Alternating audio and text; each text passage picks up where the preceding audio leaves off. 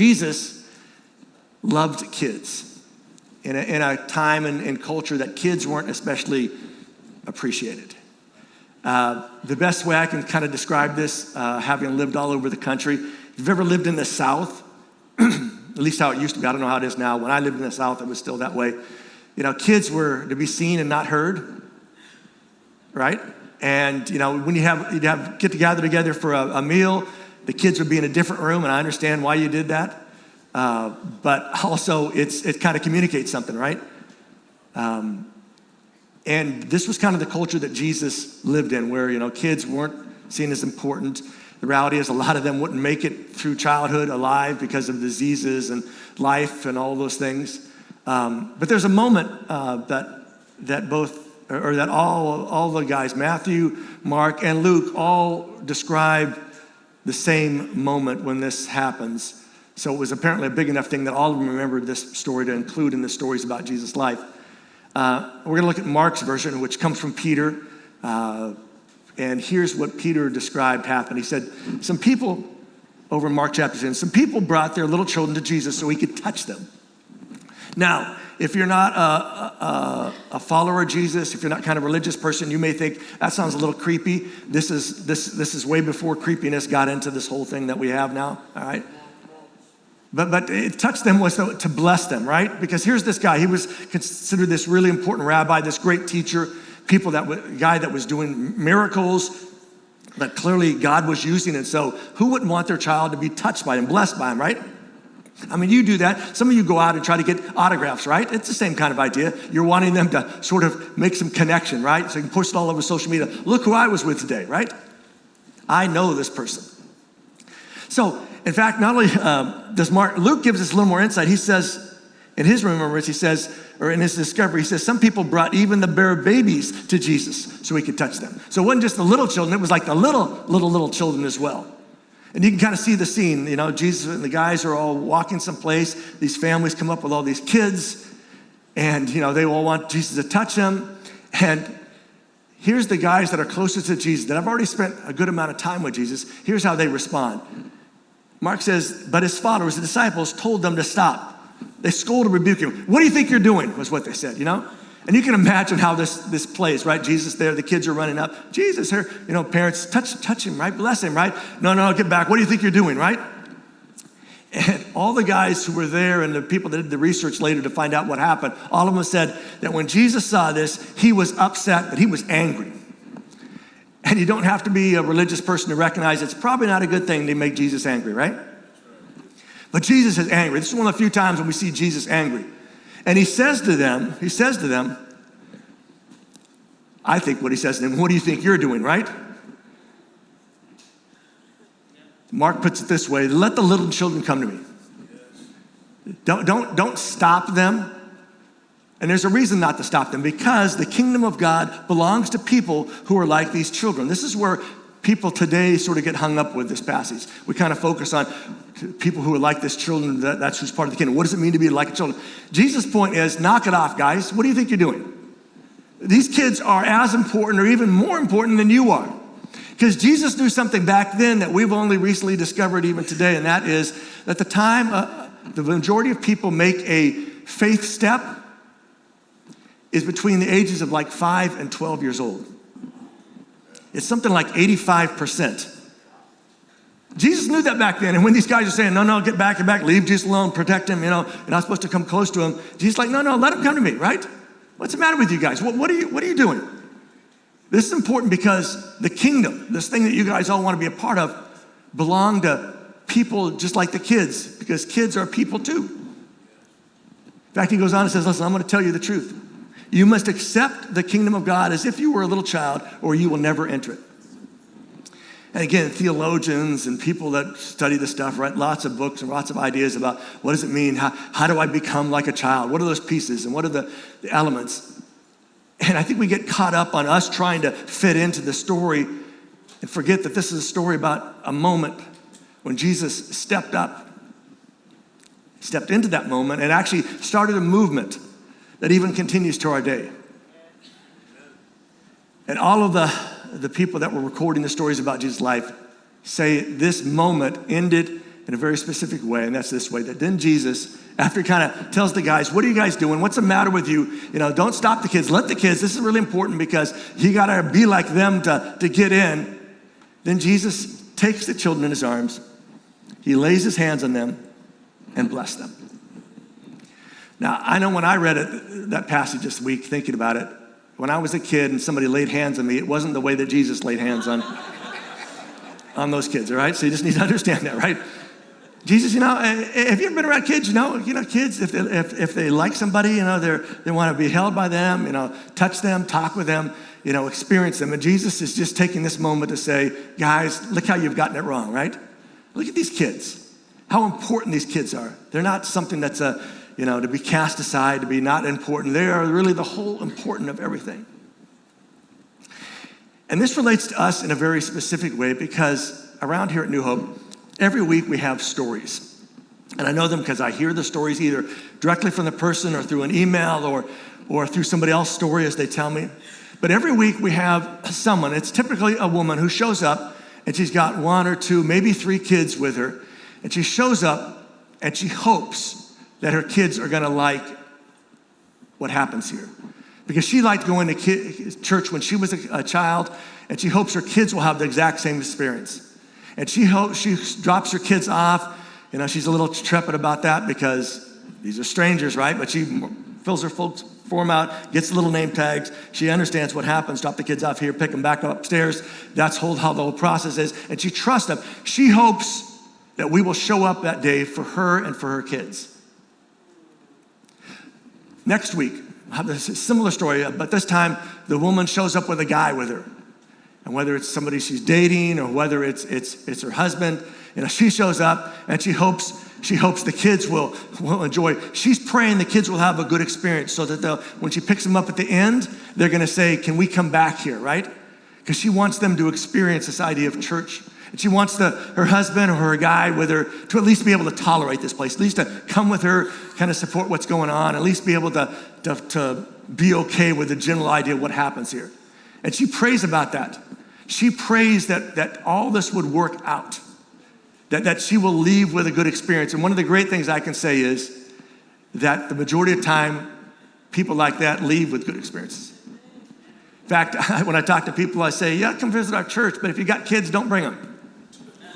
And they'd be like, what do you mean don't bring our kids? Don't you have something for kids? I said, no, we got something really good for kids. The problem is your kids are gonna come here. They're gonna have a great time in kids' church and in kids' circle, which is simply this idea that after they learn the big story in kids' church, they divide by ages in their age categories. They sit in little circles and they talk about what they just heard about. They have a discussion time to help that idea sink in deeper. And then on top of it all off, they get to have a milkshake.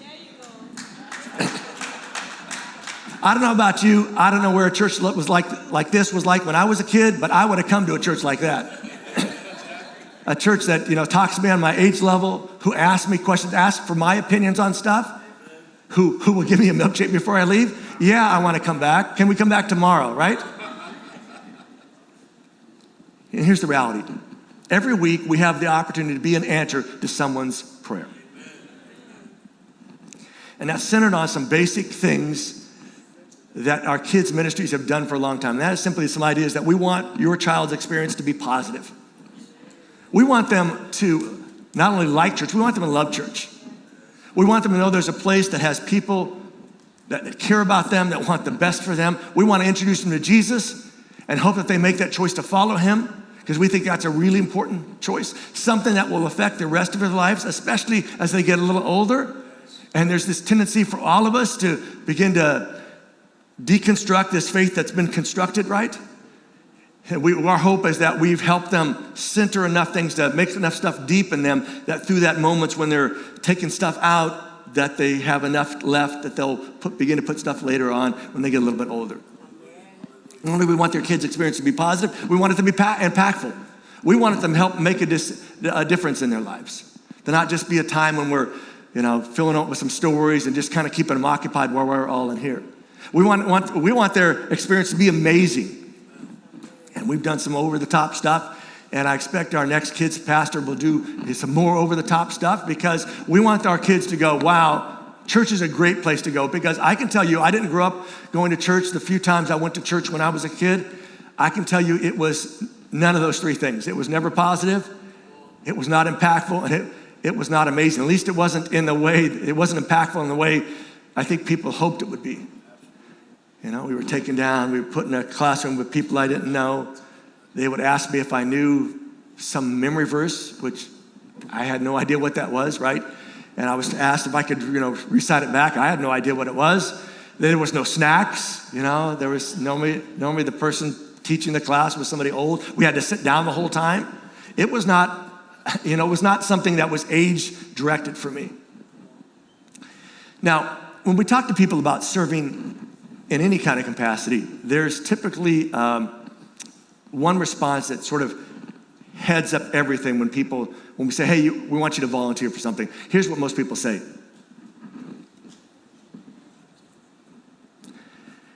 And here's what you need to know about if you feel like you don't have time. And the crazy thing is, nobody does. We do what we do with people who don't have time, but who make time.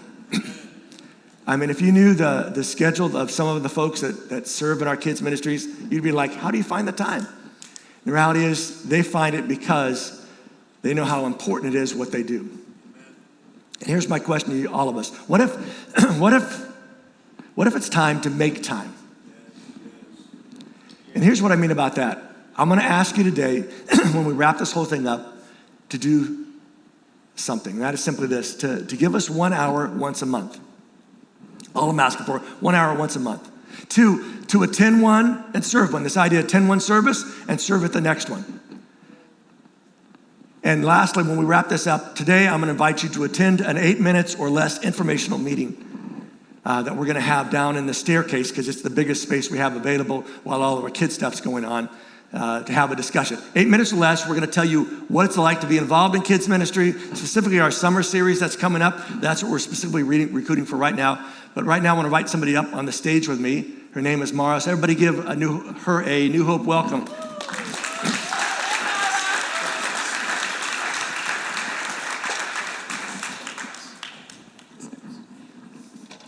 Got to get it on the X, sorry. You need to get me a shorter stool I'm because sorry, I'm not Mara. a short person. Sorry. You're lucky you got one. If you saw the other ones backstage, I went back to get one like mine, and it was in pieces. I go away for a couple weeks, things are falling apart. I don't know what's going on, but you can stand if you want. Sorry. Okay. So, Mara, let's talk a moment. How long have you been serving in kids ministry here at New Hope? Well, my first experience with the kids ministry was a little bit after I became a mother. So I have a 13-year-old, and I named my daughter Dorothy. A little bit after I found out Dorothy means a gift of God. So I promised God that the gift he gave me, I'm gonna make sure she stayed on his ways. And I've been working ever since in my other church that I used to go to. I started going in the kids' classes and helping, and eventually I became one of the teachers there. So I worked there for probably 8 years until 2022. Dorothy got invited to the kids' church here, and exactly what you said. Big mistake, right? Yeah. Exactly what you said. She asked me, can we come back? And eventually we came back, and I loved it. So ever since we've been coming to the kids' church, and then I loved it, I kept coming to New Hope, and I used to work with Pastor Marilyn into the kids' circles as a leader. So I work with the 4th and 5th graders, and it's amazing. I mean, being part of the kids' journey to know about Jesus, like they're the future for a church. They're the future leaders, so it's really great. So you work with 4th and 5th graders. I know Dorothy's older than that, so Yes. Tell me why you work in a different grade than where your daughter's at. Because I feel that I can help in many different ways. Dorothy's already formed, like you mentioned. She's in a different stage. So this kid needs the attention and the learning experience to know about God, and that's what I do it. So describe to people what kids circles. I think it's a great idea. Again, they go to the kind of kids church, hear this big idea, it's talked about, they sing songs, and they break up into age appropriate group. So what happens in a circle? So somebody might understand. What happened there? Oh, well, we extended the story that they started at the downstairs, and we give some craft to do. We learn about the story, and we do some games, and at the end, we do some snack for them. So they do enjoy it a lot. And I know the summer series is coming, so that is even better. All right. So let me ask you 2 more questions as we wrap this up. Why do you do it? Why do I do it? It's just very rewarding. It's something that it's amazing to know that you're going to be part of the future, because these kids are going to remember me. Oh, the lady who used to teach me in the class. So I'm going to stay there in their life. And every single person who works there is part of their life. Somebody was part of my life, too, when I was little. So it's really amazing. Last question. I know you don't like being up here. Last question. Okay. What do you want the people there to know about serving in kids' ministries? That when you do this, blessing coming along. And it's this whole thing calling church, it needs hands. It can be done by one person. And if we all help together, it's going to be less help for everybody. So if we all do it, it's not going to be one person doing it every Saturday. It's going to be one person doing it once a month. So it's really amazing. Great. Yes. Everybody, Mara. Thank you, Mara. Thank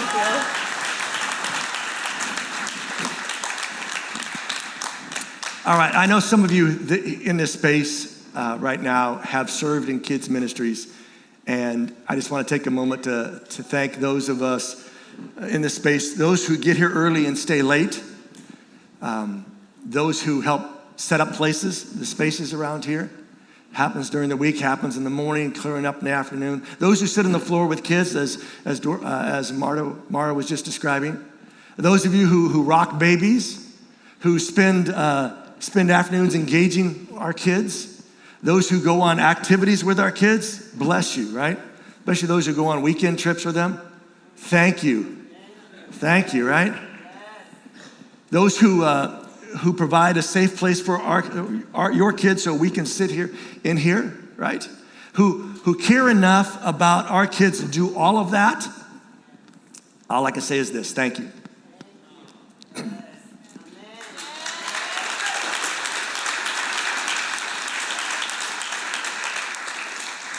Because the reality is, the not rocket science thing is, this church only survives on the efforts and help and investment of people like you, people who volunteer. We couldn't do what we do without volunteers. You know, we have 5 pastors, we have office coordinator, office administrator, we have a treasurer, you know, we have a maintenance guy that helps out a little bit. We have a handful of people that get, you know, paid to help out and do certain aspects here. But it's not enough to take care of all the things that happen here. And I really do thank you. I really do thank you, those especially who care so much about our kids. Everything from our co-ed Christian scouting groups, what we call the Pathfinders, and the littler ones, the Adventurers. Just the attitude and the direction of the people that lead those ministries. Because their number one goal is for your kids to get to know Jesus, hopefully fall in love with him and follow him. And that's the bottom line for them, and I appreciate that. For those that serve in all the kids, you know, areas, right now there's little kids upstairs, there's medium-sized kids, there's a little bit older kids. Again, even our Poor Place folks, you know, they're the ones who came up with the idea for milkshakes, which I thought was a great idea. Again, thank you for all you do. Now, some of you may be sitting there thinking, well, Mike, I don't really do anything here. And my question to you, or my suggestion, would be simply this: maybe it's time to change that. Maybe it's time to engage. Maybe it's time to re-engage. Because here's the reality, and I'll be real upfront with you today. We need you. Kids need you. And the reality is, you need you. Because here's a little inside secret. If you want to change your feeling, your connection to this place, start serving. Because what I've discovered over the years is when I invest in something, my connection, my heart sort of goes there, right? because now I'm part of something bigger than me, and people are counting on me, and I have responsibility, and I can do something to help make things happen. And again, my appeal today is simply this: to help ensure that this place remains a place you and your kids enjoy coming to. And the reality is, it's an opportunity to do for others what others have done for us. Some of you, have been blessed by our kids' ministries. Your kids have, and now they've kind of, gone on. It's an opportunity to give back. Maybe to do for others what we wish someone had done for us. Maybe you came from a place or you came from an experience that wasn't, kid-focused. It wasn't kid-centric. But this is a chance to be part of some place that is that way. Now, another pushback you might be thinking right now is simply this: Mike, this is not my thing, right? Kids are not my thing. You don't want me in a room full of kids. And if that's how you feel, you're right. I don't want you in a room full of kids. But here's what I would tell you. Find your thing then. If this is not your thing, find your thing. We have lots of things you can do around here. We're always even open to ideas for new things. But find your thing. For your own sake and for our sake, do that. Now, when people get involved in any kind of serving, they have some questions that typically never get asked, never get answered. They're just things we think about. You know how it is, right? We begin to ask ourselves questions. I wonder if this is helping. I wonder if they're just using me, all this stuff, right? So I thought I'd answer some of those big questions that volunteers sometimes are thinking about, but we never really ask about or get answers to. So here's the first question. Sometimes is this really about the mission, or is it just filling a spot? Is this something that's really is about doing something here, or is it just you need somebody to stand here and watch the no kids get out of the room? Am I just filling a spot? And I'm going to give you the unanswer to that question. Is this really about the mission, or is it just filling a spot? And the answer is and yes. You are filling a spot, because sometimes every spot's important. Every role is important. I mean, if you got a bunch of kids in the room and your job is to stand at the door and make sure none of them gets loose, that's an important job. If you're a parent, that's an important job, because you don't want us coming at the end of service and saying, hey, good news, you have 3 kids. We still have 2 of them, right? I mean, that's 2 out of 3. I mean, most of us take that, right? But with kids, doesn't quite work that way. But the reality is, this is really about being part of something that's bigger than us. It's about what happens in that moment, but it's what happens in lots of moments. And every moment adds up to something really big in a kid's life. Sometimes people say, was they thinking, will serving help me grow in my faith? And the answer is yes. In fact, it's one of the best ways, because now you're invested, right? I mean, let's be honest. I'm glad folks come every week, and you can keep coming even if you don't sign up today. And I won't know who you are, and I'm not going to give you an evil eye. But the reality is, there's something that happens to your faith when you have responsibility for something, especially if you get in a room full of kids, because nobody wants to mess kids up, right? Nobody wants to have something go off, and we're always kind of afraid, what if I say something wrong? They're kids, especially the little ones, right? In fact, we give you a lot of training, we give you good material. Just follow the process. You can do fine. Another question is, am I just a means to an end, right? Is this just, we need to have people, Mike, you just want to look good for when we get our next pastor on board, so it looks like we got our act together? And the answer is, but here's the thing I think we forget when we think about, am I just a means to an end?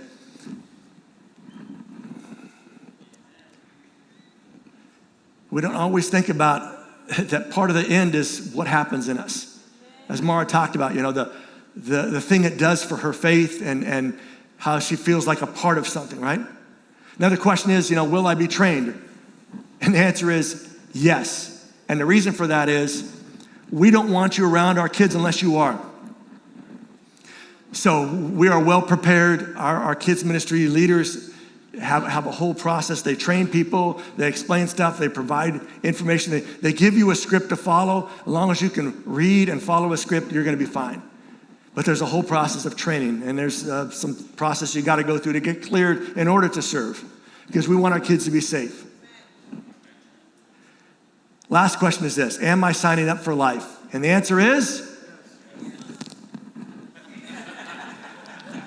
I'm trying to be honest with you, right? Yes. But the reality is, but just a portion of it, right?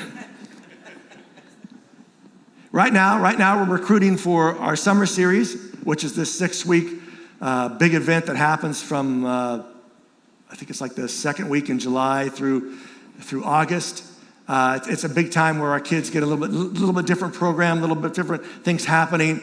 Big exciting thing. It's on a specific topic. It's a lot of fun. I think this year it's about a party, so they're going to have a party for 6 weeks long. They're going to come out of there so juiced up. You need to go have them run around the parking lot before you take them home, all right? But that's what we're recruiting for right now. And so when we get done, I want to invite you down to the stairwell down at that end of the hallway. Go all the way down, last door on the left, go in there. Eunice de Jesus will be there. She will talk you through in 8 minutes or less kind of what's involved. You can find out if it's something that you want to take the next step, and Eunice will get you involved in that. And I want to be honest with you, later in the summer, we're gonna recruit for kids' church and kids' circles in the fall that goes through next summer. So I want you to be upfront about that when we talk about, am I signing up for life, the answer is yes, but just for a portion of that.